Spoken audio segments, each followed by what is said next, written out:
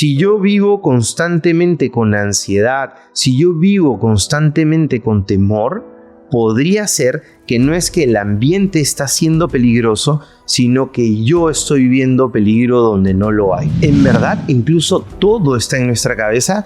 El tema es si nuestra cabeza está interpretando la realidad de la manera más racional. Una de las ansiedades que aparece típica y que en verdad es bastante potente en los adolescentes es cuando empiezan a cuestionar qué hay después de la vida. También hay la ansiedad, ¿no? O sea, una vez que las personas identifican que se están sintiendo ansiosas, de ahí sienten ansiedad para no sentir ansiedad. O sea, así de desagradable es. El sistema actual te exige tomar decisiones incluso desde antes, y hay veces que se engancha con una creencia irracional, que es lo que yo decida hoy marcará toda mi vida. El buscar mostrarnos perfectas, sobreexigiéndonos y autocriticándonos puede convertirse en una adicción que se alimenta del miedo, la culpa y la vergüenza profunda de quiénes somos en realidad. ¿Alguna vez te has sentido así? ¿Que no eres suficiente? ¿Que no te quieres lo suficiente? Bienvenida a A la Vena, un espacio auténtico, desafiante y liberador que te invita a reescribir tu historia con amor propio, autocompasión y aceptación, abrazando quién eres y soltando lo que te han dicho que debes ser. Soy Denise, coach de vida, coach motivacional y ejecutiva, terapeuta, pero sobre todo una mujer como tú. A veces caótica, siempre imperfecta y aprendiendo cada día a ser más vulnerable. Mi propósito es ayudar a más mujeres como nosotras a desarrollar su mejor versión y alcanzar la felicidad que todas nos merecemos. ¿Me acompañas? Hola, hola, ¿cómo están? ¿Qué tal? Bienvenidas y bienvenidos a un nuevo episodio aquí en A la Vena. Hoy día, y Franco es testigo de esto, mi perseverancia es una cosa de locos. Creo que lo vengo acosando desde, octubre del año pasado, por si acaso está, por lo menos. Y estamos hasta full.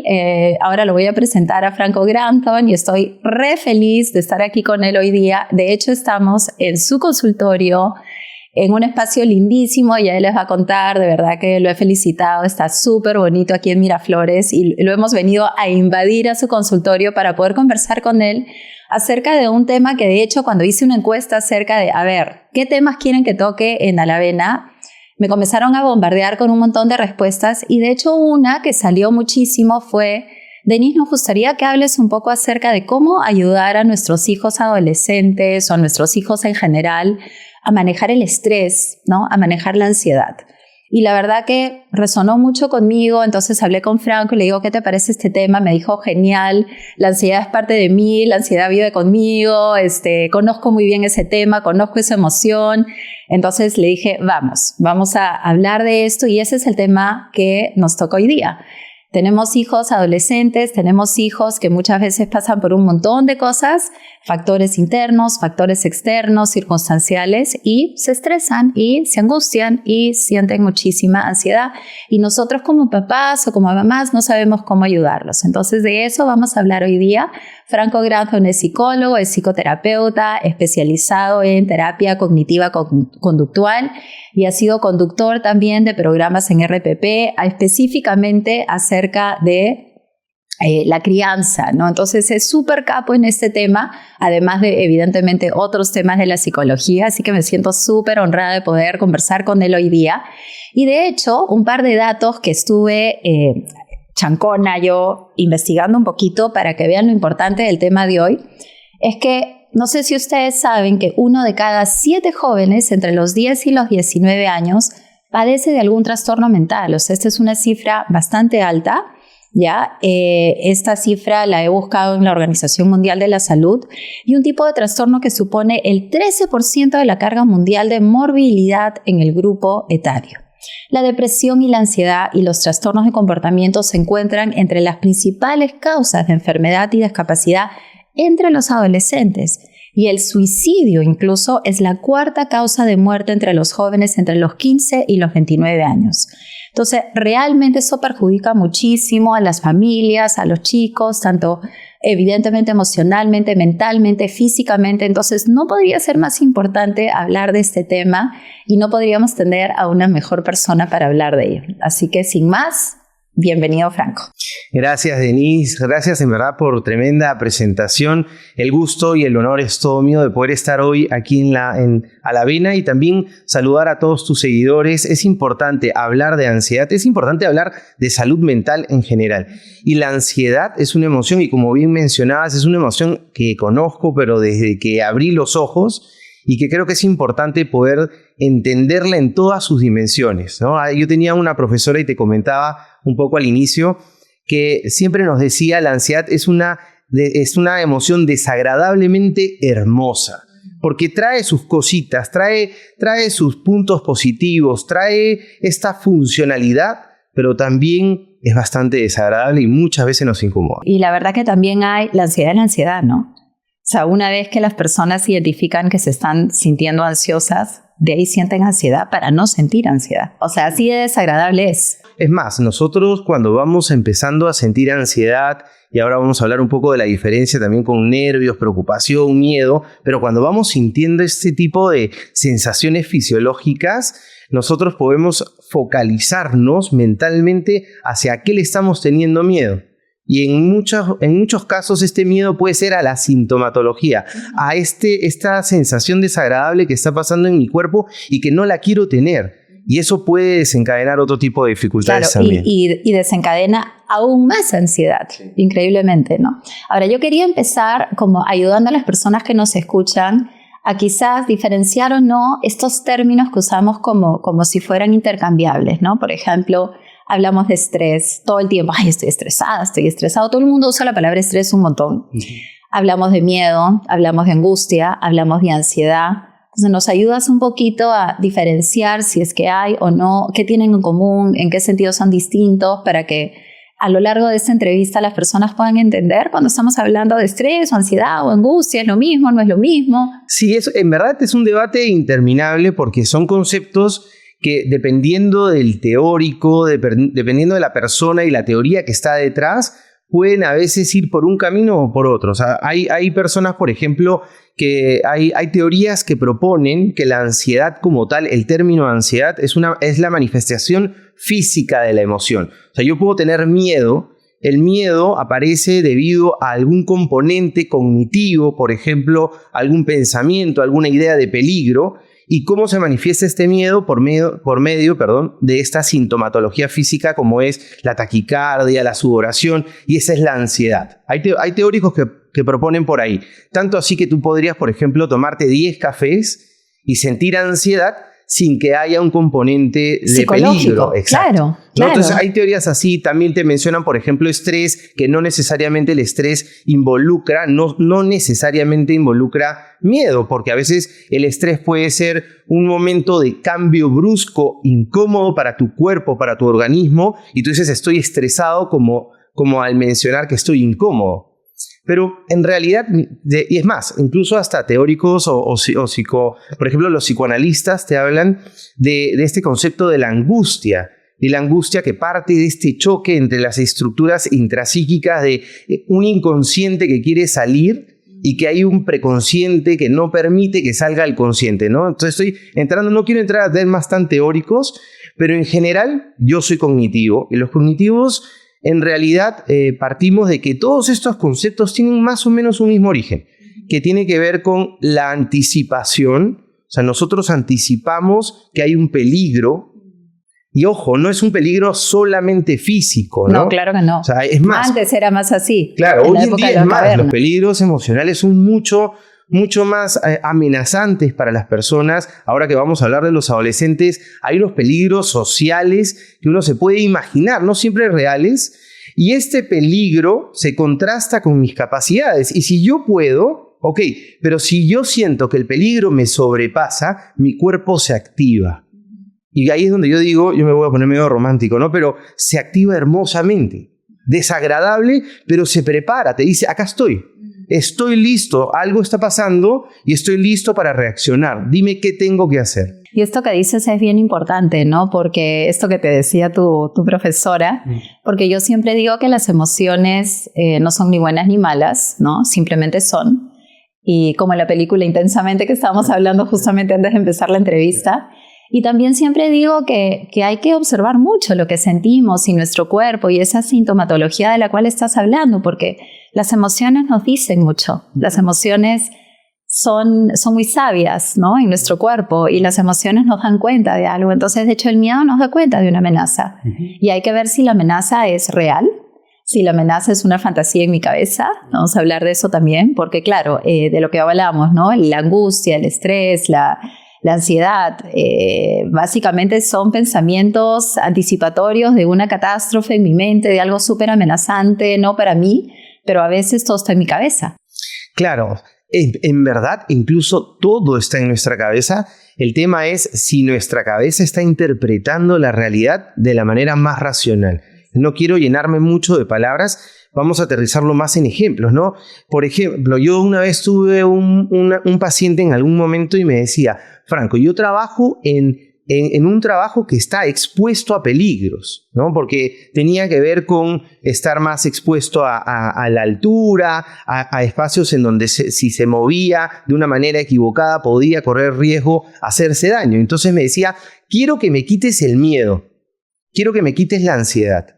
Y entonces ahí es donde uno como terapeuta reflexiona, porque la terapia no consiste en eliminar emociones desagradables. No se trata de que si viene un paciente y me dice, o viene una persona, ni siquiera tiene que ser una persona, un paciente, perdón, y nos dice, ¿no? Quiero que me quites la tristeza de que alguien muy cercano a mí acaba de fallecer.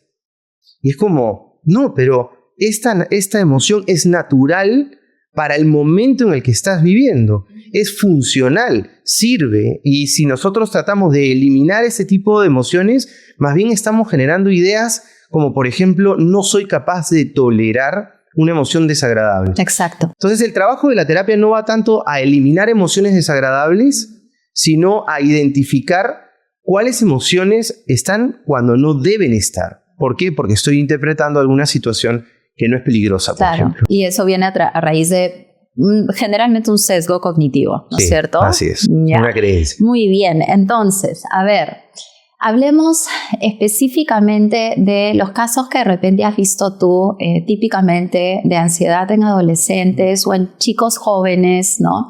Hablemos de chicos de 9, 10, 11, 12. La adolescencia, en realidad, la OMS creo que habla desde los 11 hasta los 24 años, más o menos. Así que es un periodo bastante largo. Y durante todo este periodo, ¿no?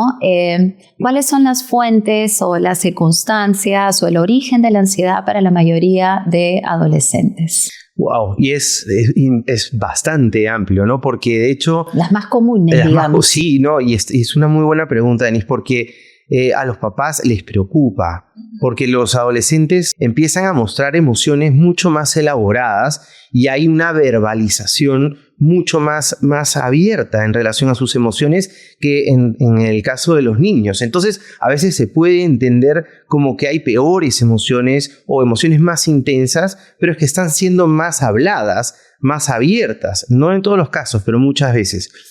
Ahora, hay que tener en cuenta la etapa del desarrollo. Yo creo que eso es sumamente importante. Los adolescentes están dejando de ser niños, obvio, y este cerebro se empieza a desarrollar de una capacidad que empiezan a tener una posibilidad y un potencial a ser más abstractos. ¿Y qué quiere decir con eso? Que ellos pueden agarrar y cuestionarse cosas. Entonces, una de las ansiedades que aparece típica y que en verdad es bastante potente en los adolescentes es cuando empiezan a cuestionar qué hay después de la vida. Cuando empiezan a decir, oye, porque los niños saben que existe un morir, pero ellos piensan, bueno, uno se muere y ya no están pensando más profundo sobre el tema. En cambio, los adolescentes, como ya tienen esta capacidad de cuestionarse y de pensar en conceptos más intangibles, como qué es el miedo, qué es la vida, claro, ¿no? Entonces empiezan a tener esta angustia existencial que muchas veces los papás no entienden. mi hija ha entrado en este loop, en este círculo de angustia en relación a la vida, a que se va a morir, a que no sabe. Esa es una de las ansiedades que aparece con bastante frecuencia. Yo también la viví, te juro. Yo la viví mal. Y mi mamá, cuando yo le conté... a mí me daba taquicardia. Sí. Ahora me doy cuenta que yo creo que eran ataques de pánico lo que me daba cuando era bien chiquita y en relación a la muerte. Claro. Tal cual lo que tú estás describiendo. Y es porque tu mente se abrió. Sí. Y entonces ahora te puedes hacer esa pregunta. Sí. Porque de eso se trata la adolescencia, el cambio de esta etapa más operativa, concreta, a más abstracta, a abrir a pensar sobre... Es más, los adolescentes estoy pensando sobre lo que estoy pensando. A lo que se le llama metacognitivo, metapensamiento, sí. ¿No? Entonces, y lo cual es hermoso, nuevamente estoy con la palabra hermoso, ¿verdad? O sea, es súper rico, es súper enriquecedor, pero también trae ese costo que es una gran responsabilidad para tratar de entender cosas que todavía no necesariamente pueden entender. Esa es una angustia. Pero también está la identidad, porque el adolescente de niño ha estado constantemente tratando de ser lo que sus papás más o menos dicen que es, ¿no? Y una mezcla entre también su propio estilo. Pero ya en la adolescencia, el adolescente se empieza a separar un poco de los padres, no separar afectivamente, ¿no? Pero separar de no quiero llenarle los ojos totalmente a mis padres, ahora empiezo a evaluarme en contraste con mis pares, con mis amigos. Y ahí aparecen nuevas ansiedades. ¿Por qué? Porque, ¿y qué pasa si las amenazas, ¿no? ¿Y qué pasa si no soy lo suficientemente bueno? ¿Qué pasa si no soy lo suficientemente atractiva?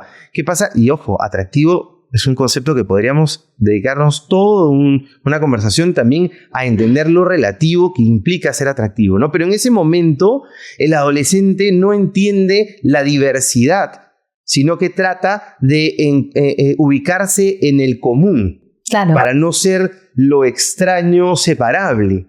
Entonces empieza a ver esto de la moda y todos se ponen las mismas zapatillas y el mismo peinado. Es muy marcado en esa etapa, ¿no es cierto? Porque en ese hay ciclo esta vital. necesidad de pertenecer al grupo y al mismo tiempo distinguirme, pero distinguirme dentro del grupo. ¿Por qué? Porque todavía tengo dudas si mi identidad no es mi autoestima, si quien soy yo. Tengo dudas si lo que yo soy es valuable en el mundo. Y ahí está el peligro que empiezan a sentir. Oye, ¿y si no me quiere, y si esta chica no le gusto? ¿Y si mis amigos ya no quieren estar conmigo, parar conmigo? ¿Y si no me invitan a la fiesta? Esas son ansiedades que también son típicas de la adolescencia. Gracias por estar escuchando este episodio aquí en A la Avena. Por si todavía aún no me conoces, yo soy coach de vida, soy coach ejecutiva, coach motivacional y terapeuta.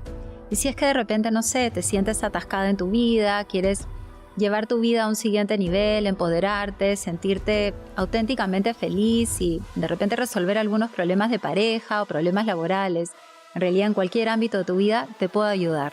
Me puedes contactar en mi página de Instagram, humanica_denise, y también me puedes escribir un correo a mi correo deyohamovitz@humanica.pe. Brindo acompañamiento en sesiones individuales y dicto talleres y charlas también. Muchísimas gracias y ahora sí, continúa escuchando este episodio en A la Avena. Un besote. Y también el estrés alrededor de lo académico, ¿no? La presión, al punto de que realmente muchas veces colapsan. Y ahí me da culpa de los padres, de la sociedad, la cultura, la realidad, los colegios. Hay una mezcla de varias cosas, ¿no? De hecho, hoy en día se le da incluso mucho más fuerza a las decisiones que se van tomando sobre tu futuro académico, profesional, desde antes, ¿no? Hay muchos chicos que desde segundo de media, séptimo, octavo, ya están teniendo que tomar decisiones. No estoy diciendo que esté mal o bien, solo te estoy, ¿no?, comentando un fact, un hecho, que son chicos que desde séptimo, octavo tienen que ir eligiendo. Sí. En programas de IB, ¿no? El International Baccalaureate, en colegios que ofrecen, o incluso en colegios que no lo ofrecen, pero sobre todo en ese tipo de colegios. Y también desde antes, como un estilo de práctica. Ahora, no digo que esté mal, porque es toda una preparación para adaptarte a un sistema actual.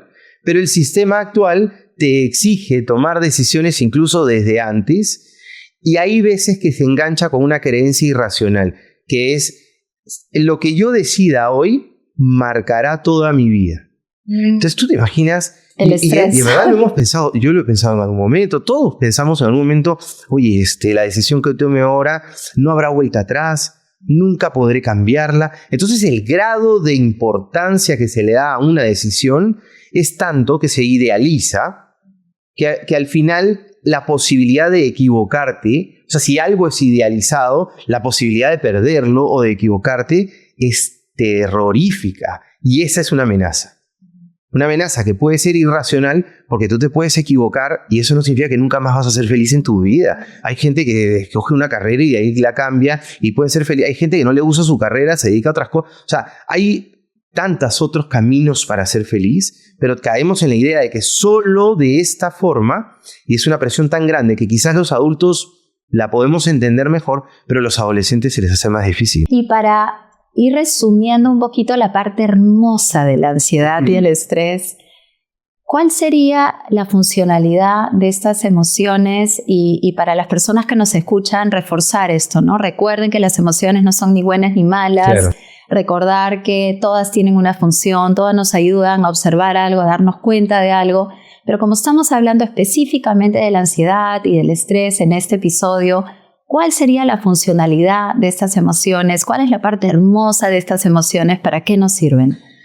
A ver, el miedo, y estamos hablando miedo, ansiedad, sí, nervios, hemos decidido al final ahorita, ¿no? Hablarlo como si fuera un concepto general para que se entienda, ¿no? Mejor.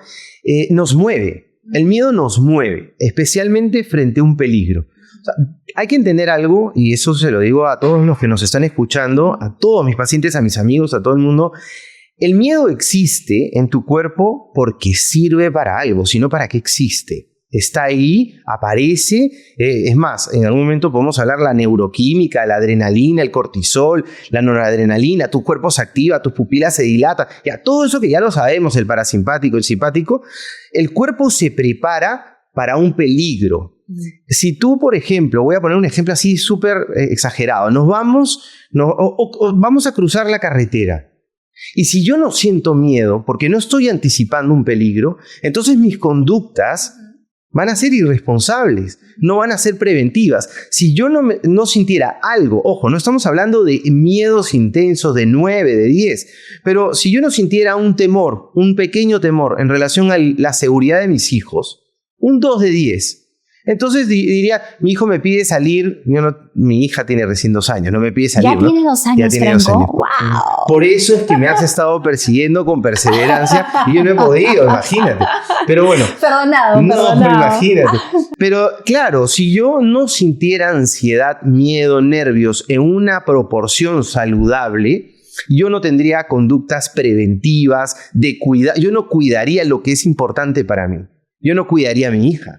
O sea, claro, la cuidas con amor, pero también te moviliza la posibilidad de que algo le pase, de que se enferme, la posibilidad de jalar un examen, la posibilidad de perder el trabajo. Son pequeños temores que van a influir en que nos movamos y también grandes temores. Si alguien me asalta y yo estoy frente a una pistola y yo no siento miedo, ¿qué conductas podría tener? El miedo nos lleva a cuidarnos. Las emociones nos protege. Definitivamente el miedo, el estrés nos lleva a movernos. La ansiedad incómoda, por algo es incómoda, para que te muevas.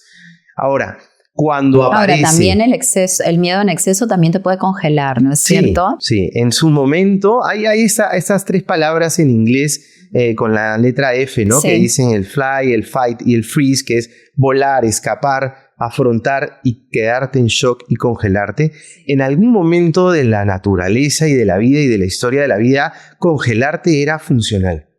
Tanto así que no sé, pues imagínate ser en la época pues de Neandertal y estás ahí y aparece el tigre de dientes de sable. No sé si habrán coexistido, ¿eh? No sé si habrán una roca ahora.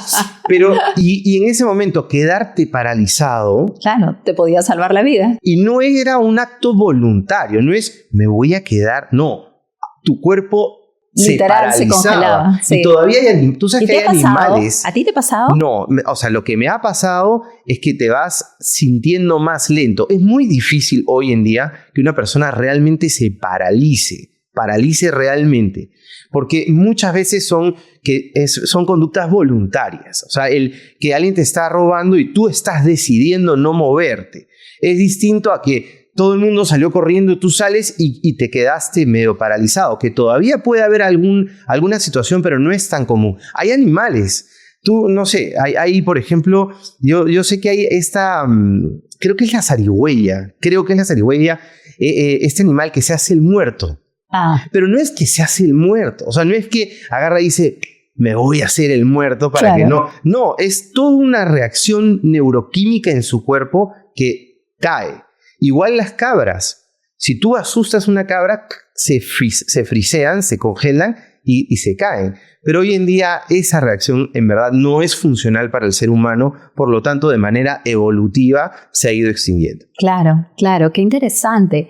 Bueno, entonces nos ayuda a activarnos, nos ayuda a resolver, nos ayuda a protegernos. Entonces lo que no tenemos que hacer es tratar de evitar sentir estas emociones a toda costa. El problema no está en sentirlas, entonces el problema está en qué hacemos con ellas y la intensidad y la frecuencia con la que las sentimos. Sí, está perfecto. Como lo dices, está súper bien. ¿Sí? De hecho, sí. O sea, la ansiedad en niveles muy altos va a empezar a traernos problemas porque es incómoda, es desagradable. Y en realidad no deberíamos estar en situaciones constantes de niveles muy altos. Entonces sí es bueno reflexionar sobre qué cosa podría yo estar interpretando de la realidad. Si yo vivo constantemente con ansiedad, si yo vivo constantemente con temor, podría ser que no es que el ambiente está siendo peligroso, sino que yo estoy viendo peligro donde no lo hay. Un ejemplo así chiquito, un niño de 4 o 3 años tiene ansiedad, miedo, nervios, preocupación de no dormir en su cuarto. Entonces, y siente, ¿por qué? Si tú indagas, y nosotros los cognitivos entendemos que son los pensamientos los que generan la emoción. O sea, no es, el otro día, me voy a ir un ratito por las ramas ya, pero el otro día caminaba con mi esposa por el parque y vimos un perro gigante, un dogo creo que era. Y eso que mi tamaño no es tampoco no es uno de mis fortalezas, ¿no? Entonces lo veía, pero peor todavía, gigante. Es en la interpretación. El perro no es lo que nos da miedo. Lo que me da miedo es mi pensamiento. Porque mi esposa no tuvo miedo. Entonces, si fuera el perro... Frente al mismo estímulo. Exacto. Si el perro fuera lo que nos da miedo, todos sentiríamos miedo. Pero en el caso de mi esposa, ella estuvo tranquila. Bueno, medio tranquila. Y yo sí crucé y me fui de la vereda. Entonces, ¿y por qué? Porque mi interpretación fue, me va a comer, me va a hacer daño. Este es un pensamiento de peligro, ¿no? Entonces el niño de 4 años que te contaba puede tener el pensamiento, hay un monstruo en mi closet. A los papás que nos están escuchando y que tu hijo te dice, yo creo que hay un monstruo en mi closet, tengo miedo, no hay que discutir la emoción. La emoción es real, la emoción está ahí. No le digas no tienes miedo, no, se está muriendo de miedo. O no deberías, ¿no?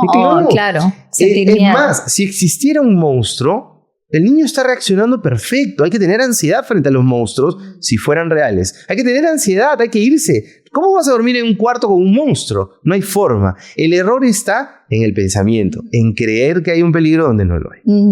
Y a ver, ayudando a los papás a discernir un poco entre, ¿hasta qué punto el estrés y la ansiedad que mi hijo está sintiendo, por ejemplo, en la adolescencia, es, entre comillas, normal? Y hasta qué punto, Franco, en qué momento podemos como que cruzar esa línea de la funcionalidad, de la adaptabilidad, de lo que es funcional y disfuncional, o sea, de lo que realmente nos ayuda y lo que ya no nos ayuda, porque la intensidad de la emoción es tan alta que ya comienza a generar comportamientos y conductas que son desadaptativas. Exacto. ¿No? Entonces, ¿en qué momento, o sea, como para ayudar a los papás o a las mamás que nos podrían estar escuchando también, ¿no? O a los mismos adolescentes que también podrían estar escuchando este episodio y decir, bueno, ¿y cómo me doy cuenta yo, ¿no? De que he cruzado una raya, de que esto no es totalmente funcional? Yo lo separaría en 2 señales sumamente importantes. La primera, cuando tu hijo te lo dice.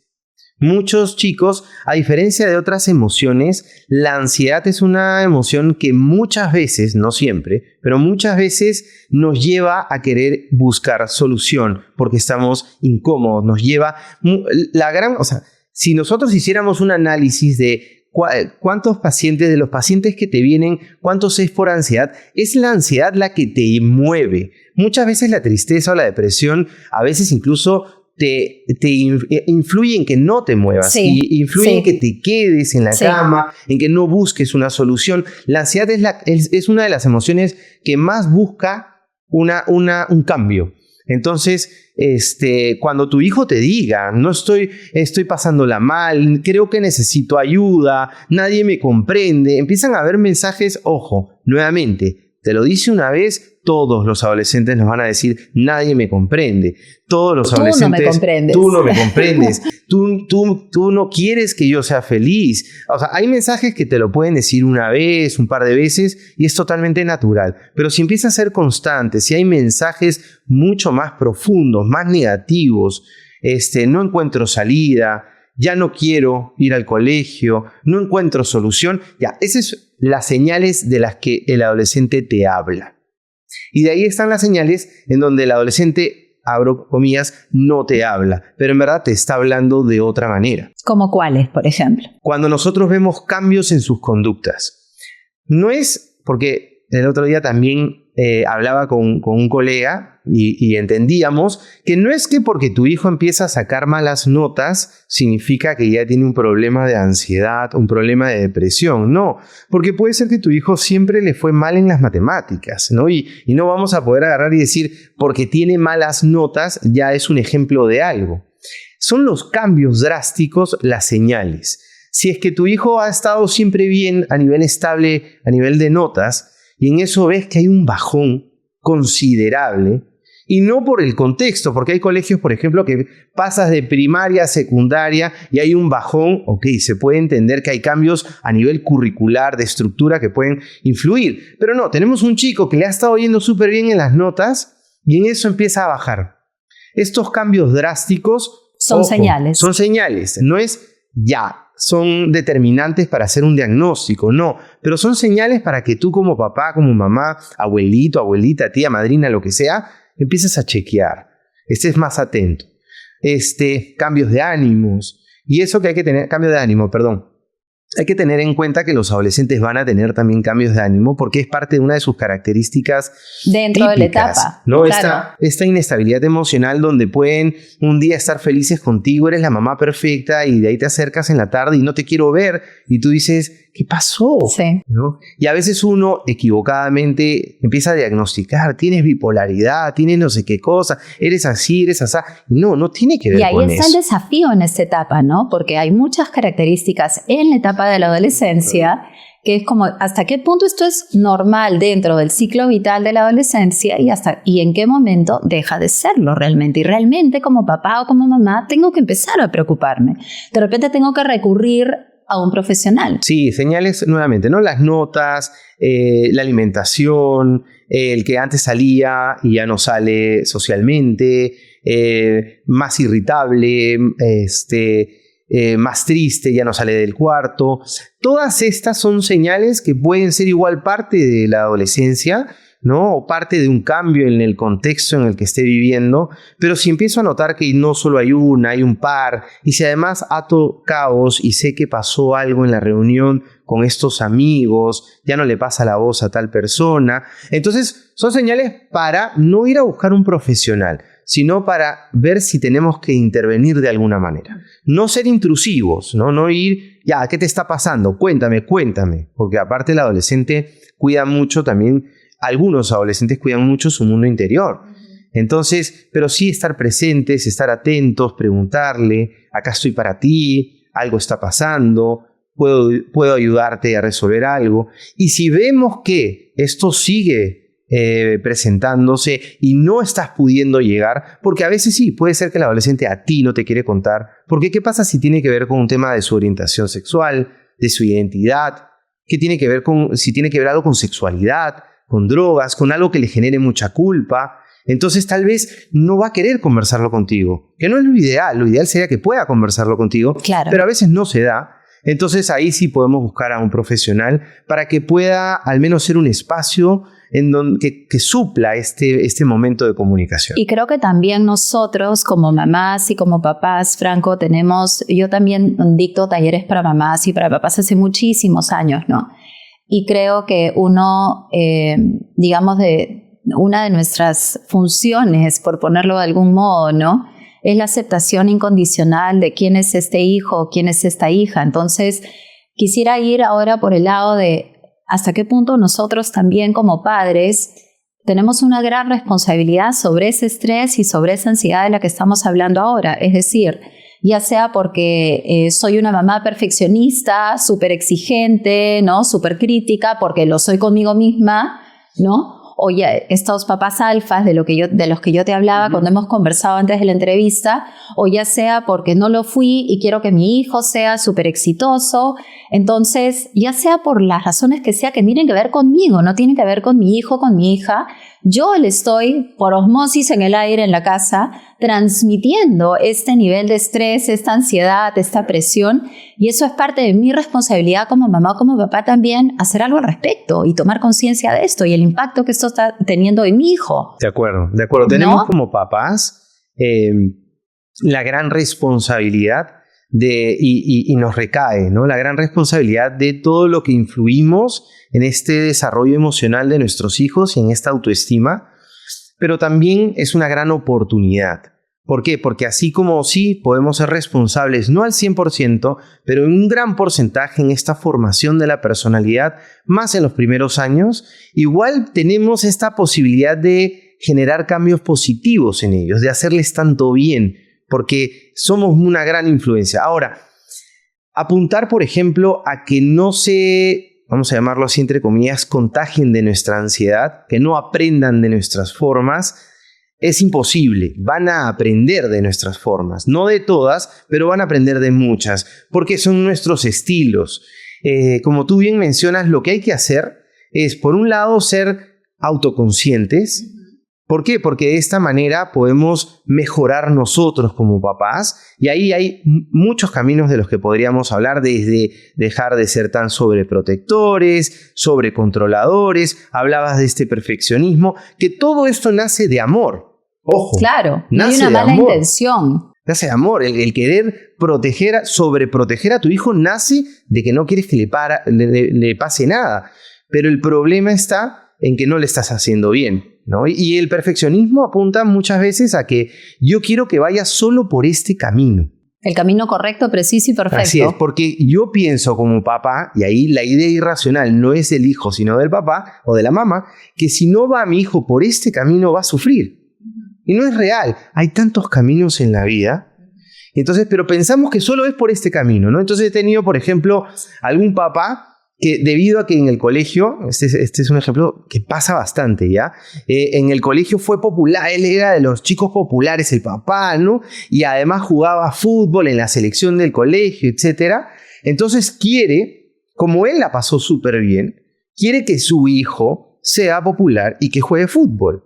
Porque si no, piensa que si no va a ser de los populares y va a sufrir y no va a tener esta felicidad. Y entonces no nos damos cuenta que empezamos a forzar a nuestros hijos a que vayan por este camino que nosotros pensamos que es el único. ¿Y qué pasa? Que forzamos al hijo, que puede ser artista, músico, que puede ser feliz tocando la guitarra, que puede ser feliz, no sé, haciendo matemáticas, y trato de ponerlo en el fútbol. ¿Y qué termina pasando? Que el hijo termina entendiendo de manera implícita, encubierta, mi papá no me acepta. Claro, yo no soy suficiente. Soy suficiente. Y eso merma la autoestima, y si merma la autoestima, como te mencionaba, en la balanza entre el peligro y mis capacidades, si mis capacidades van bajándose, como mi autoestima, todo lo voy a ver peligroso. Y peligroso no por el león, sino peligroso como, por ejemplo, nadie me va a querer.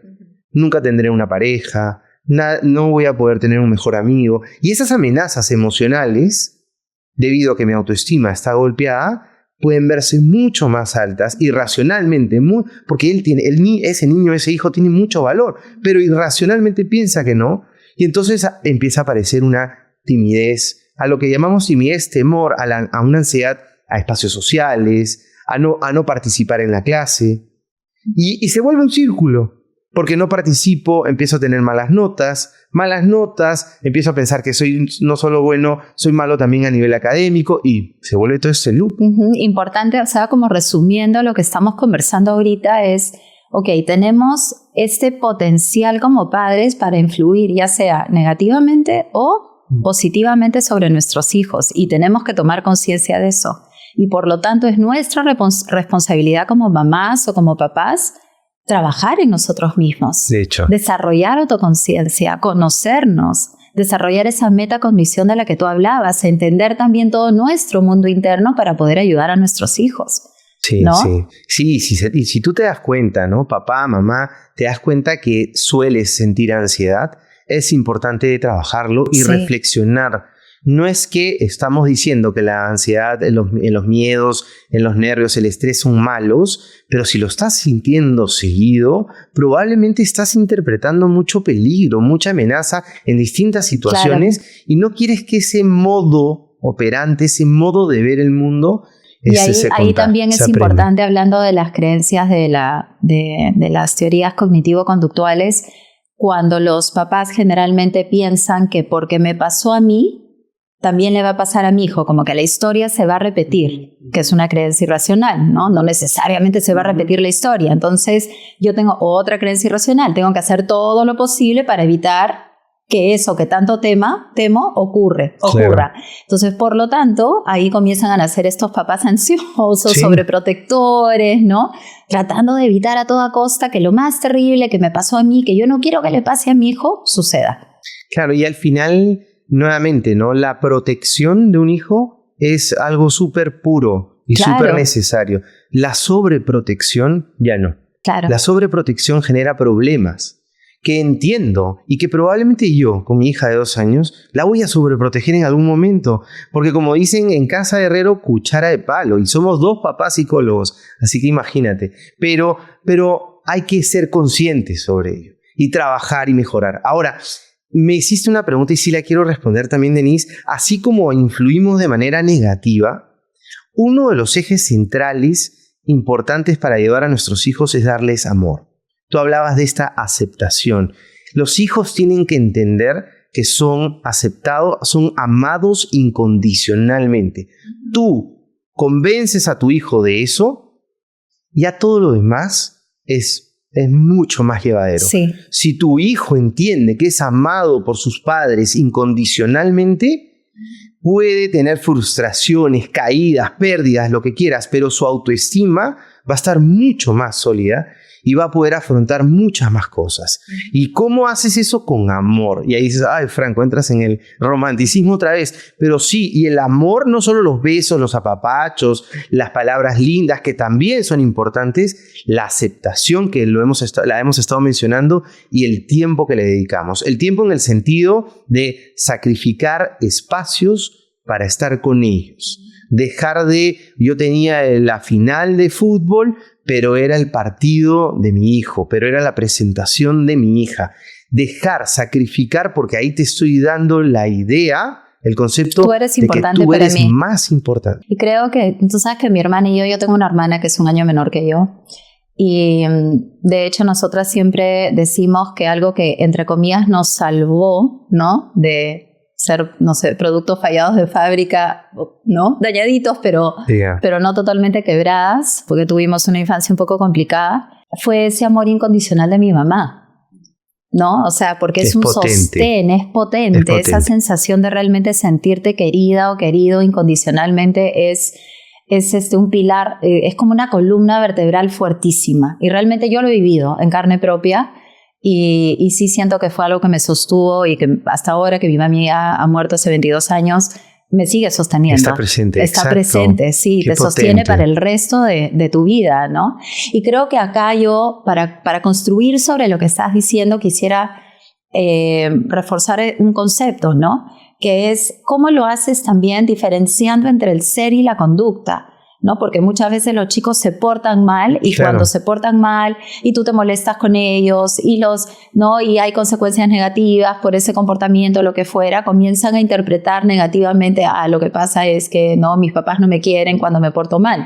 Entonces, ahí, por ejemplo, hay que distinguir, hay identificar, romper es unir, no, tu conducta es equivocada, ¿no? No apruebo tu conducta, pero yo a ti te quiero incondicionalmente. Sí, entonces hay una diferencia entre el ser y la conducta. Y ese es un chambón, y eso es un chambón, es un trabajo importantísimo, sí, ¿no? Porque el niño, desde los primeros años, el objetivo principal de un niño es sentirse amado.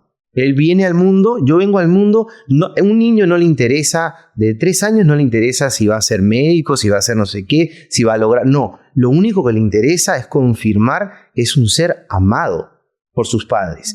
Entonces eso significa que desde niños los hijos están súper alertas a cuestionar, a revisar si los has dejado de amar. Es su issue, están súper, lo que quiero decir es como, es uno de los temas más presentes, que poco a poco van a ir convenciéndose de que son amados incondicionalmente, pero están súper alertas. Entonces, si nosotros en algún momento hacemos una broma, hacemos el comentario, ¿te has portado mal? Ya no te quiero.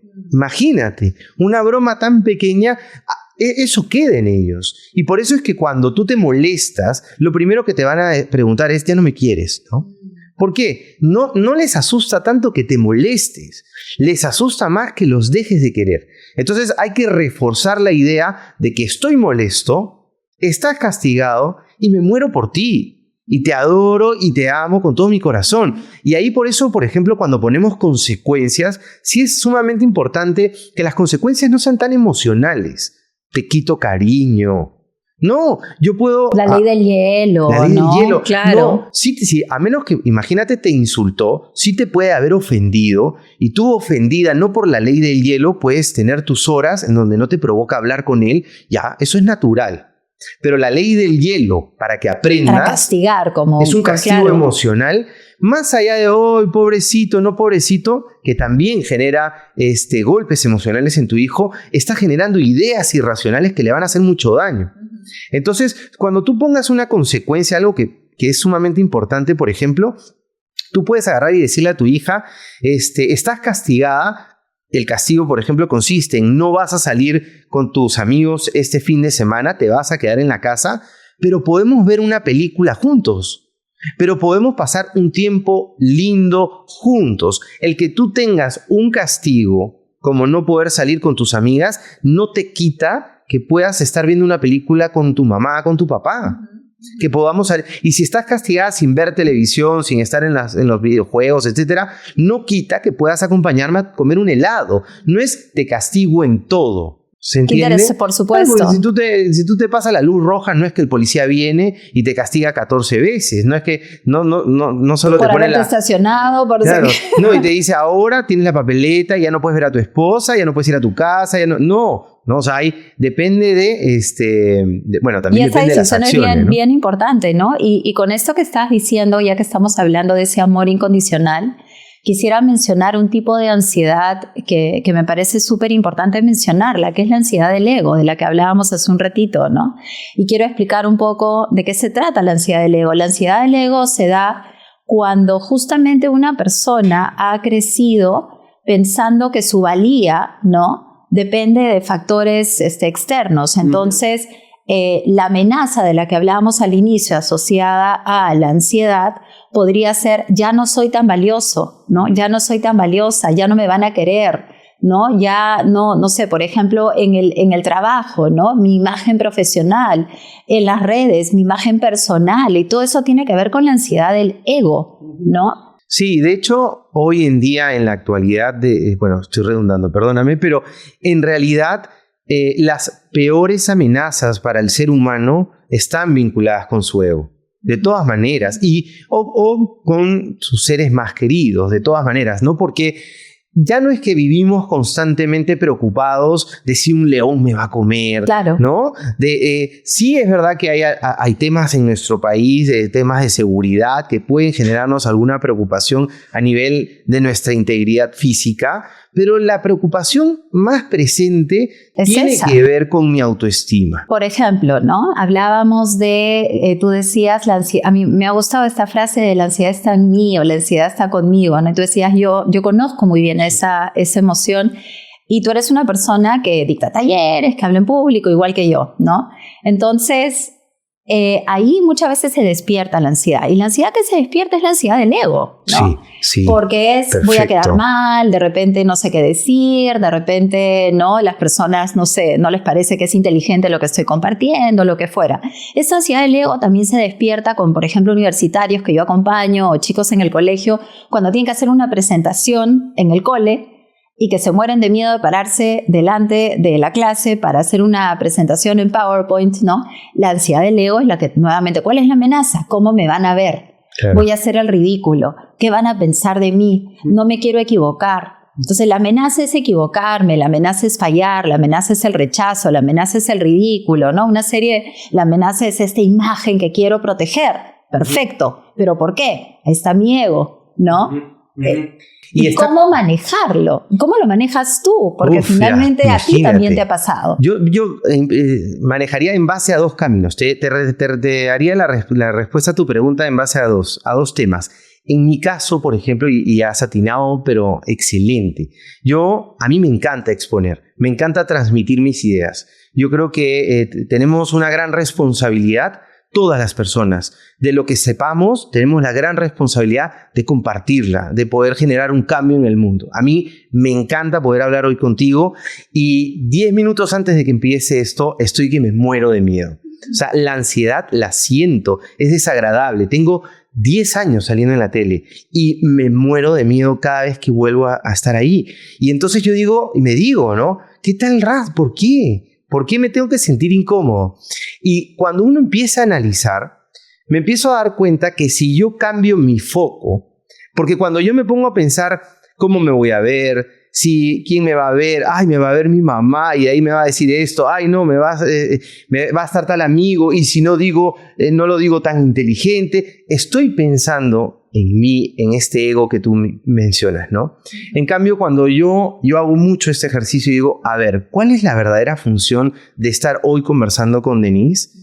La verdadera función no es tanto si me vi con más pelo, con menos pelo, me vi más flaco, menos flaco, si me vi más inteligente o no, es que al menos una persona hoy, de quienes nos estén escuchando y viendo, se lleve una idea y genere un cambio. Cuando tú vuelves a aterrizar tu objetivo que trasciende a este ego, tu ansiedad baja. Sí. Ahora, el por qué, el para qué, el propósito que está detrás. Claro, ¿no? porque eso ayuda mucho. Ya no importa si sales con polo, no sales con polo, si estás peinado, no estás peinado. Si tu objetivo es puro... Estás despeinado, Franco. Estoy despeinado. Imagínate, tengo mi esponja por ahí. Para las personas que nos están escuchando, no, Franco es... Soy pelado, por si acaso. Pelado. Entonces, pero ahora, pero también es verdad, ya, esto es el lado más romántico ideal, pero también hay que entender que tenemos nuestro lado más de búsqueda de sentir y reafirmar nuestra autoestima y es natural sentirnos queridos y sentirnos aceptables, aceptados, amados, ¿no? Y reconocidos, también buscamos ese reconocimiento. No podemos tampoco negarlo y los adolescentes lo van a tener más. Hay otra característica de los adolescentes que es este público imaginario. ¿Por qué? Porque están constantemente pensando que todo el mundo los está mirando y que los están evaluando. ¿Por qué? Porque están todavía por confirmar si ellos se aceptan, ¿no? Entonces, en ese momento se van a parar frente a la clase y van a tener ansiedad. Y ahí, si yo hablo con un adolescente a decirle, piensan que vas a trascender en el mundo, me va a mirar con una cara y me decir, ¿qué estás hablando, no? Entonces, lo que hay que ayudarlo es a romper con las ideas irracionales. ¿Cuáles son las ideas irracionales? Que si me equivoco, todo el mundo se reirá y nadie querrá ser mi amigo. No es verdad. ¿Cuántos chicos adolescentes se equivocan al frente? La gran mayoría nos equivocamos al frente, hablándole la gente se puede reír y de ahí se olvidan. No necesariamente se va a generar toda esta bola, esta película de terror que los adolescentes, y en verdad que todos, nos las vamos generando. Nosotros vamos generando, y si jalo el examen, voy a desaprobar el curso. Y si desapruebo el curso, voy a jalar la carrera. Y si jalo la carrera, no podré tener solvencia económica. Y si no tengo, entonces moriré de... Entonces, por jalar un examen ya estoy pensando en que me moriré. Entonces generamos estas ideas de terror. El famoso easy, que han asociado a la ansiedad. Y que es una escalera en donde pensamos que una sola acción me va a llevar a la peor Entonces ahí hay que situación. tomar conciencia de eso, ¿no? En ese momento. O sea, y ahí está esa metacognición. O sea, eso es muy importante. Sí. Ahora, también hay herramientas corporales, ¿no? Para ayudar. O sea, sí me gustaría ir terminando la entrevista, quizás brindando tanto a los chicos que pudieran estar escuchando como a los papás o a las mamás, herramientas para ayudar a los chicos también a calmarse, ¿no? O sea, a sentirse más tranquilos físicamente, porque, por ejemplo, las técnicas de respiración ayudan mucho. Así es. La meditación ayuda, el deporte ayuda, el yoga ayuda. Entonces, ¿qué podríamos compartir con las personas que nos escuchan, Franco, como herramientas adicionales que no sean solo cognitivas, sino emocionales y conductuales y de comportamientos también que podrían ayudar a los chicos para calmar su ansiedad? Me parece perfecto. Mi lado ansioso lo voy a estructurar incluso un poquito más. Entendamos entonces que esta ansiedad se está manifestando de tres formas, son de más todavía incluso. Una es a nivel de pensamiento. Y como bien hablábamos, combate los pensamientos irracionales, cuestiona los peligros, refuerza tus capacidades, vuelve a este balance entre peligro y capacidad. Ya, todo eso es la parte cognitiva de pensamientos. Pero también la ansiedad se siente físicamente, como bien mencionas, y se actúa. Voy a ir de adelante hacia atrás. En el tema de la actuación, la ansiedad siempre nos va a llevar a querer evitar. ¿Por qué? Porque como concepto se está imaginando un peligro. Y si yo evito, me calmo, se siente riquísimo. Si yo te digo, Denise, mejor no vengas. Te doy el ejemplo de una paciente mía. A ver, que me parece genial. Ella tenía mucho miedo de ir a una fiesta. Ella es una chica tímida, introvertida, y el miedo que tenía era quedarse sola en la fiesta. Y quería evitar ir a la fiesta a toda costa, pero era una fiesta a la cual tenía que ir porque era un evento familiar importante. ¿Ya? Pero era de una chica que era un año mayor que ella. Entonces, de la familia, ¿no? Pero iban a estar un montón de chicos y chicas más o menos de la generación. Ahí te doy un clásico ejemplo de querer evitar a toda costa frente a ese surgimiento de ansiedad. Así es. Y hay que entender, en todo caso, que esta conducta, y estamos suponiendo, ¿no? Porque habría que ver más contexto y tratar de entender. Claro. Hay veces en que no hay que ir a la fiesta, ¿no? Pero digamos, como un ejemplo cotidiano, si yo estoy queriendo evitar ir a la fiesta porque me estoy imaginando un peligro no real, ¿cuál es el peligro no real? Pero Franco, igual sí podía haberse quedado sola. Si es un peligro real, aguanta, pero si quedarse sola no tendría por qué ser un peligro. Para empezar a hablar. ¿No? Claro. Entonces, ahí en terapia empezamos a trabajar, o conversando con los hijos, empezamos a trabajar a entender, podemos cuestionar los peligros. Ya, pero me estoy yendo al lado de los pensamientos, perdóname. Entonces, si yo evito ir a la fiesta, a mi mente, ¿qué le estoy diciendo? Le digo mucha información. Le digo, ya ves, porque había un peligro. Porque si me hubiera quedado sola, no hubiera sabido qué hacer. Porque era muy probable que me iba a quedar sola. Porque no tengo las capacidades para afrontar una fiesta así. Entonces la próxima fiesta, que sea igualita, yo la voy a ver más peligrosa. Y la voy a querer evitar también. Va a ser más difícil afrontar. Porque mientras más evito, más refuerzo la idea irracional de peligro. En cambio, cada vez que voy afrontando, ojo, no estoy diciendo que afrontemos todas las situaciones de peligro, porque hay situaciones de peligro reales, pero cuando las situaciones no son en verdad peligrosas, mientras más afrontamos, ¿qué va a pasar? El peligro no ocurre. Cuando el niño entra a su cuarto y abre el closet y no aparece el monstruo, la realidad está luchando contra su idea. Y no hay mejor terapia que la realidad. Entonces, cuando tú tienes un miedo irracional, lo ideal es afrontar, pero tampoco te desvivas, ¿no? Hazlo de manera gradual. Tampoco, si tienes miedo a hablar en público, no te vayas a hablar frente a toda la promoción, no te vayas a hablar frente a todo a nivel nacional, ¿no? Poco a poco, gradualmente, pero eso va a generar cambios en tus ideas. La conducta también genera cambios en las ideas. Y a nivel físico, hay que tener en cuenta que cuando la ansiedad se activa, Hay un sistema que es el sistema simpático, se genera neuroquímicos, adrenalina, cortisol, no se tienen que acordar de todo esto en verdad ya, pero el cuerpo se pone tenso, sudas, tu corazón late. Que hay una razón para eso. Funciona, es hermosamente desagradable. Tenemos que salir corriendo literal antes, lo que pasa es que ahora nos quedamos sentados. Tu pupila se dilata porque no vas a ponerte a ver si hay pajaritos volando, tienes que ver las escaleras si hay un terremoto.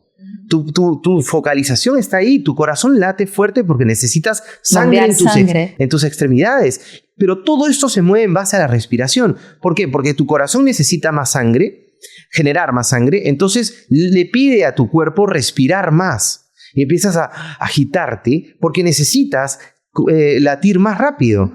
Entonces, por eso están las técnicas hacia los síntomas.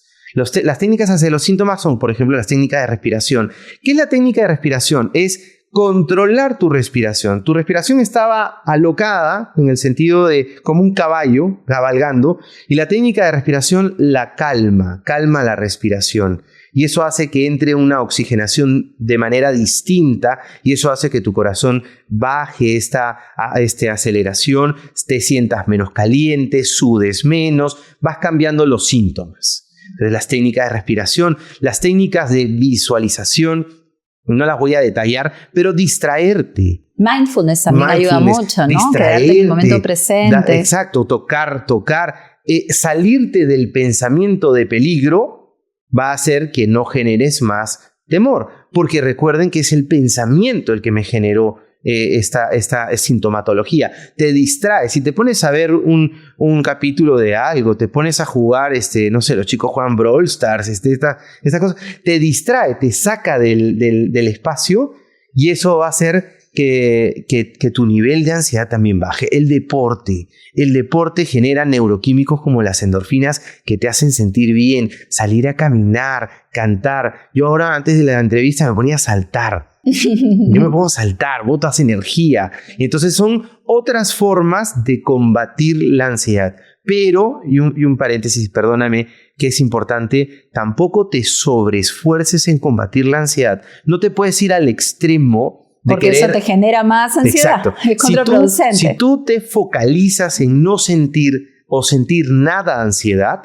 a tu mente le estás diciendo que le tienes miedo al miedo. Y si tú le tienes miedo al miedo, se genera miedo.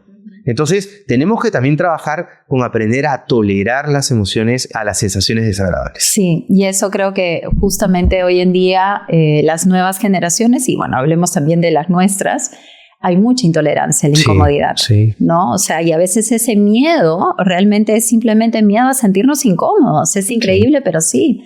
Y esa incomodidad es como si fuera algo terrible y catastrófico que tengo que evitar a toda costa, ¿no? Ahora quiero un poco resumir tipo clase todo lo que hemos venido hablando hasta ahora, ¿no? Qué importante, o sea, en nuestro mundo interno, ¿no? Para las personas que no están familiarizadas con todo esto que estamos conversando, tenemos nuestro mundo cognitivo, el mundo de nuestros pensamientos, tenemos nuestro mundo emocional y tenemos el mundo de nuestras conductas, nuestras decisiones y nuestros comportamientos, ¿no? Entonces, para manejar el estrés y la ansiedad, ¿no? Hemos conversado acerca de algunas técnicas cognitivas, ¿no? Es decir, y convertirnos, como yo siempre digo en sesiones, en abogados del diablo de nuestros propios pensamientos y aprender a cuestionarnos, ¿no? Pero para eso yo tengo que tomar conciencia de ellos, ¿no? ¿Qué es lo que me estoy diciendo? ¿Y qué tan racional o irracional es esto que me estoy diciendo? Y como tú dices, la realidad es una buena herramienta para poder decir, ok, ¿no? ¿Cuánto es fantasía y cuánto realmente es realidad? ¿No? Y tomar conciencia de que quizás me estoy anticipando de manera catastrófica todas estas amenazas y ni siquiera sé si realmente se van a dar o no, y ya estoy sufriendo antes de tiempo. Luego está la parte emocional y toda la sintomatología, todo lo que siento en mi cuerpo y toda la barbaridad de técnicas que hay un montón, en verdad. Mindfulness es una maravillosa, ¿no? Conciencia plena, que creo que voy a hacer un episodio solo de eso. Y luego están las técnicas conductuales, y una de las cosas que rescato, corrígeme si me equivoco, como siempre decimos, es el miedo hay que atravesarlo, ¿no? Y es un cliché, pero es cierto, ¿no? Porque claro, si yo sigo evitando lo que temo y lo evito, ¿en qué momento voy realmente a construir la valentía para poder afrontarlo? ¿No? Difícil poder afrontarlo. Solamente estoy reforzando la idea de que esta amenaza es algo que tengo que seguir evitando a toda costa, ¿cierto? Así es. Y de hecho, como tú bien mencionas, el tema de las conductas evitativas refuerzan esta idea. Sí. Ahora, y un punto más agregaría en todo caso a lo que mencionas, Denise, en el tema cognitivo también puede pasar que el peligro sea real. Sea real. Y entonces lo que hay que trabajar es en mis capacidades. ¿Cómo hago? O también, ¿cómo hago para minimizar, pero ya no cognitivamente, sino de forma real, cómo hago para bajar ese peligro y si no, cómo hago para fortalecer mis capacidades? La vez pasada me reuní, un adolescente, me reuní y me empezaron a hablar sobre cosas que yo no sabía, me quedé callado. Entonces trabajamos en terapia no solo a minimizar el riesgo, sino, ¿cómo podemos hacer para saber más sobre un tema? ¿Cómo practicamos para decir hola? No solo hola, sino como entrar a una conversación. Habilidades sociales. Refuerzas tus capacidades, claro, y vuelves otra vez a este equilibrio en la balanza. Me encanta lo que dices, porque tú sabes que hay un libro que no sé si lo has leído, de Chip Conley, el de Ecuaciones Emocionales. Es muy está bueno. En mi lista de pendientes. Lo ¿sí? recomiendo, ya, es muy bueno. Básicamente lo que hace este autor es poner las emociones en ecuaciones, ¿no? O sea, como 2 más 2 igual 4, algo así, o 4 menos 3 igual 1, ¿no? Pero define muchas de las emociones en estas ecuaciones emocionales. Bastante simple, muy didáctico, muy bueno, es un bestseller, lo recomiendo. Bueno, y en realidad, pensando en una ecuación para el miedo, yo pensaba eso, ¿no? Es igual a la amenaza menos las capacidades que yo perciba de mí mismo. Entonces, claro, mientras, ¿qué es lo que tú estás diciendo, no? Si yo me veo a mí misma como una hormiguita, incapaz de afrontar esto que yo veo como una amenaza, evidentemente el miedo va a ser gigante. Pero si yo me empodero, si yo me capacito, si yo desarrollo habilidades, entonces cada vez la amenaza va a ser menor y menor y menor. O sea, nada cambió, la amenaza sigue estando ahí y puede ser real, como tú dices, pero entonces yo tengo que trabajar también en desarrollar o conocimientos o mi inteligencia emocional o capacidades para poder afrontar eso. Como por ejemplo, hablar en público. ¿no? Te preparas más. Te preparas, conoces del tema. Practicas. Exacto, entonces hay cosas que puedes hacer. A mí me pasaba, perdona, yo sigo extendiendo la conversa, pero a mí me pasaba, yo decía, ¿qué pasa si me olvido? ¿Qué pasa si voy a estar, imagínate, estamos en la entrevista y me olvido lo que quiero decir? Entonces yo siempre tenía un concepto, una idea, una frase memorizada para todas las entrevistas. Entonces, si yo decía, porque tu mente vuela y te puede decir, ¿y qué pasa si te olvidas de todo? Ya tenía automáticamente algo que tú sabías. Imagínate, hubiera dicho, tú sabías que la ansiedad es una emoción que puede ser tanto positiva como negativa en cualquier situación. Claro. Entonces ya son como muletillas, estrategias, formas que te van bajando la situación catastrófica. Y eso hace que te sientas menos ansioso. Claro, hay un montón de herramientas. Ay, Franco, me ha encantado conversar contigo. También. Yo no sé ni cuánto tiempo ha pasado, pero de verdad que sí. No sé si quisieras ir cerrando la entrevista quizás con algunas últimas recomendaciones, unas últimas palabras, directo a la vena. Directo a la vena. De todas maneras, yo creo que hay que quedarse con esta idea de la ansiedad como una emoción desagradablemente hermosa. Me encanta. Creo que en esta dualidad nos va a permitir entender y tener la posibilidad, de ver los aspectos positivos de la ansiedad. Es una emoción de la ansiedad, de los nervios, del miedo, de la preocupación. Son emociones, son sensaciones físicas que nos llevan al cuidado de nosotros, al cuidado de las cosas que son importantes para nosotros, de las personas que son importantes en ese sentido. Pero al mismo tiempo saber que al ser desagradable no solo nos lleva a situaciones incómodas, sino que hay que estar atentos a que puede deberse a peligros no racionales. Cuando estoy viendo que esta ansiedad aparece más seguido o me aparece y no le aparece a los demás, o estoy viendo que a mi hijo no la está pasando tan bien, es un buen momento como para reflexionar si la causa, si la razón no es racional. Y tratar de trabajar en indagar y ver qué peligros, qué amenazas está viendo para poder poco a poco pues intervenir. Claro, yo quisiera también unas últimas palabras construir sobre lo que estás diciendo. La ansiedad normalmente, la realmente intensa, viene porque estamos sobredimensionando el peligro, ¿no? O sea, lo estamos haciendo mucho más grande de lo que es, ¿no? Aunque sea real, ¿no? Y también muchas veces se da porque estamos sobredimensionando las probabilidades de que algo terrible ocurra. Exacto. de lo cual no hemos hablado y que también es muy importante. Por ejemplo, si me da ansiedad, no sé, subirme a un avión, ¿no? Que es un clásico ejemplo. Y claro, estoy ahí pensando en todo momento estresadísima de que el avión se va a caer y sin duda es posible que se caiga, pero ¿cuáles son las probabilidades de que eso suceda? Entonces, eso también hay que tomar mucha conciencia entre la probabilidad de que algo suceda y la posibilidad de que algo suceda, porque posible, bueno, es un montón de cosas, ¿no? Son posibles, pero ¿cuán probable realmente es que eso suceda? Entonces, las personas ansiosas tienden a sobredimensionar esa probabilidad y eso les genera aún más miedo, ¿no? Y una herramienta que no he mencionado y que me gustaría mencionar, que me acabo de acordar ahorita hacia el final, que aprendí hace muchos años que me encantó, no sé si tú la usas, es ver a la ansiedad, o sea, verla como un personaje. Inclusive yo hago este ejercicio a veces, como que le pido a mis pacientes o a mis coaches, claro, que dibujen, ¿no? A su ansiedad, que le den como cara, que le pongan nombre, no sé, Clementina, ¿no? Entonces, ¿esto de qué manera ayuda, no? Primero que como que de alguna manera baja este miedo, y lo segundo es que muchas veces las personas que tienen esta vena ansiosa como que se identifican demasiado con la ansiedad, como si su ansiedad y ellos fueran lo mismo, ¿no? Y hay que separar y distanciar la emoción. Es como la ansiedad, Clementina, te está metiendo cabe, pero no eres tú, ¿no? Porque esto también puede calar en tu autoestima, digamos, y en el concepto que puedas tener de ti mismo o de ti mismo.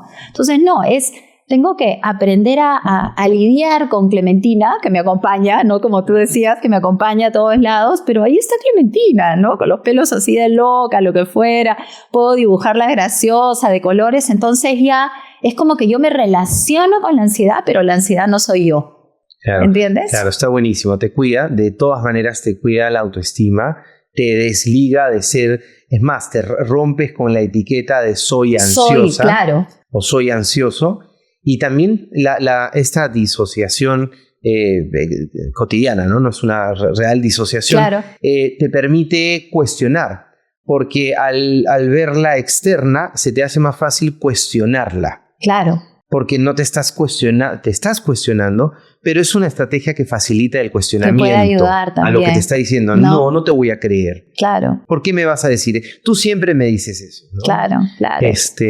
Sí, está buenísimo. Gracias, Franco, de verdad, encantado. por tu tiempo. Gracias a todos los que nos están escuchando y siguiendo. Sí, de todas maneras me gustaría volverte a invitar. Encantado, ¿no? Para un próximo episodio aquí en Alavena. Me pondré ansioso, no hay problema. Te deseo muchísima suerte en este nuevo ambiente que han creado con tu esposa, porque de verdad está súper bonito. Te felicito, de verdad que sí. Buenísimo, se llama BIEM, Instituto de Bienestar Emocional. Para los que quieran en algún momento seguirnos, estamos en Instagram, perdóname, ya te robé el espacio. En Instagram, @instituto BIEM, pero con M. Con M, me encanta, de verdad que está súper lindo, te felicito. Y bueno, muchísimas gracias a todos y a todas por haber escuchado hasta aquí en este nuevo episodio de Alavena, en esta segunda temporada. La verdad que me ha encantado conversar con Franco hoy día, espero que a ustedes también, y espero verlos próximamente en un nuevo episodio como siempre. Les mando un besote y que tengan un lindísimo día. Chao, chao. Gracias por ser y estar. Espero que este episodio te haya ayudado a reescribir una página más de tu historia con amor y directo a la vena. Si te gustó este episodio, te invito a suscribirte en Alavena para que no te pierdas ninguno de los próximos. Además, si conoces a alguien que pueda beneficiarse de lo que hablamos aquí, compártelo.